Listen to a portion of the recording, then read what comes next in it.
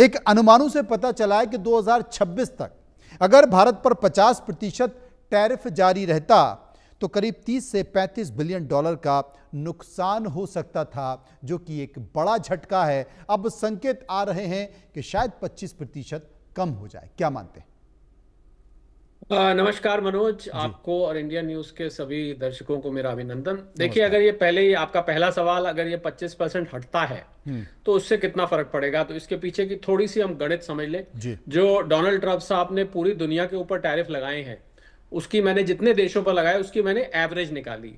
तो एवरेज लगभग लगभग इसी के आसपास आती है, यानी कि 25% के आसपास आती है। किसी स्विट्जरलैंड पे उन्होंने 39 लगा दिया, ब्राजील पे 50 लगा दिया, किसी पे 30 लगाया। सिर्फ एक यूके ऐसा देश था मनोज जिसपे उन्होंने मात्र 10% लगाया, जिसको वो अपना बेस टैरिफ कहते हैं। यानी कि बेसिक टैरिफ 10% तो सब पे लगेगा ही लगेगा, भले ही वो उनका मित्र हो, पसंद करे ना पसंद करे।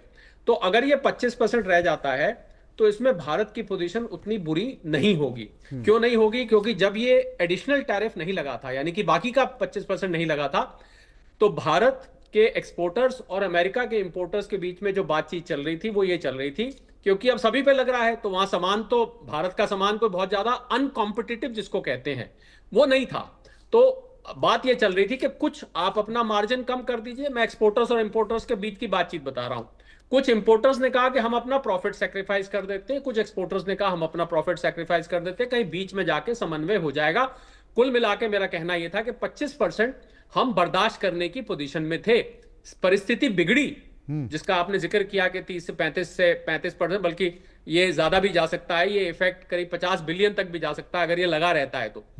परिस्थिति बिगड़ी जब बाकी का 25% लग गया, क्योंकि 50% लगते ही इंडोनेशिया, बांग्लादेश, चाइना, क्योंकि चाइना पे अभी लगा नहीं है, और श्रीलंका, इस टाइप के जो देश थे वो हमसे बेहतर पोजीशन में हो गए। यानी कि वियतनाम, उनके द्वारा भेजा गया सामान हमारे सामान से सस्ता मिलने की संभावना पूरी तरह से बन गई। तो यानी कि ये दूसरे शब्दों में इसका मतलब था कि आप हमें एक्सपोर्ट मत करिए, क्योंकि अनकॉम्पिटिटिव हो गया। इसको हम अंग्रेजी में ट्रेड में यूज करते हैं एम्बार्गो। एक तरह से ट्रेड एम्बार्गो था ये, कि 50% पे आप सामान नहीं आएगा। अब इसके हटने से बहुत बड़ी राहत मिलेगी। और आपने दूसरी बात पूछी कि क्या जियोपॉलिटिकल कारण, इस पर मैं छोटी सी टिप्पणी जरूर करना चाहूंगा कि क्या वो जियोपॉलिटिकल, भारत का, भारतीय प्रधानमंत्री मोदी का एससीओ मीटिंग में जाना, रशिया और चाइना के साथ एक ही शॉट में, एक ही फ्रेम में दिखाई देना, मुझे लग रहा है वो बहुत बड़ा। क्योंकि ट्रंप साहब ने उस समय एक इमोशनल बात बोली। इमोशनल बात ये बोली कि हमने भारत को खो दिया, और हम तो रोज गार्डन में घूमा करते थे, हमने भारत को खो दिया। ऐसा लगा उनको कि भारत उनके खेमे से निकल के, मैं इन्वर्टेड कॉमर्स में डाल रहा हूं, हालांकि भारत किसी खेमे में विश्वास नहीं रखता है। भारत एक नॉन अलाइंड देश है, 1-to-1 रिलेशनशिप हम रखते हैं। उनको लगा कि भारत अब रशिया और चाइना के खेमे में चला गया, और ये तो दशकों से हमारा दोस्त था, एक नेचुरल अलाई थे, एक दुनिया की सबसे बड़ी डेमोक्रेसी थी, एक दुनिया की सबसे पुरानी डेमोक्रेसी थी। तो ये क्या हुआ, हमने तो भारत को खोल दिया। भारत और अमेरिका के जो संबंध है ना मनोज, समझने वाली बात यह है, बहुत ज्यादा एक अंग्रेजी में शब्द होता है, उसको हम बोलते हैं एंट्वाइंड, यानी कि इस तरीके से गुथे हुए होते हैं, पीपल टू पीपल है। आप देखिए, आप कोई दरवाजा खटखटाइए, चाचा चाची, मामा मामी, नाना नानी, दामाद बेटी, बहन भाई, कोई ना कोई आपको अमेरिका में घरों में रहता हुआ दिखेगा कि वो वहां रहता है। और डिफेंस के संबंध है, हमारे स्पेस के संबंध है, इसरो और नासा एक साथ काम करते हैं। तो उसको ट्रंप साहब ने खाली एक ट्रेड के चश्मे से देखने की कोशिश करी। तो मुझे लगता है वो चश्मा बहुत लिमिटेड था, संबंध बहुत बड़े थे, और ट्रंप साहब को लगा कि मैंने अपना दोस्त खो दिया, और ऐसे खेमे में खो दिया जहां पर मुझे नहीं करना चाहिए था। तो जब नागेश्वरन साहब ने जो बात कही है जियोपॉलिटिकल की, मैं उससे बिल्कुल सहमत हूं। और पर मैं इसमें एक चीज जोड़ना चाहूंगा, इसमें आर्थिक कारण भी है। आर्थिक कारण मनोज ये है कि अमेरिका की जो आंतरिक आर्थिक परिस्थिति है वो बहुत अच्छी नहीं है।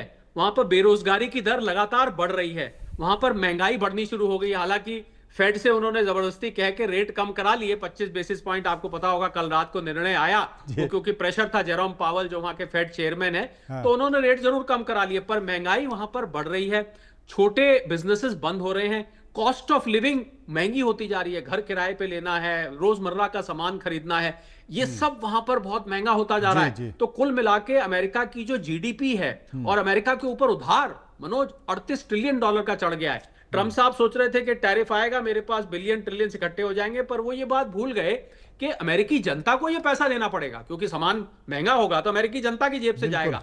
तो मुझे लग रहा है जियो पॉलिटिकल, नागेश्वरन साहब को मैं सम्मान करता हूं, और उसमें मैं जियो इकोनॉमिक रीजंस भी जोड़ना चाहूंगा और आंतरिक आर्थिक रीजंस भी मैं जोड़ना चाहूंगा, और भारत से जो पुराने संबंध रहे हैं अमेरिका के, वो भी इसका एक कारण रहे।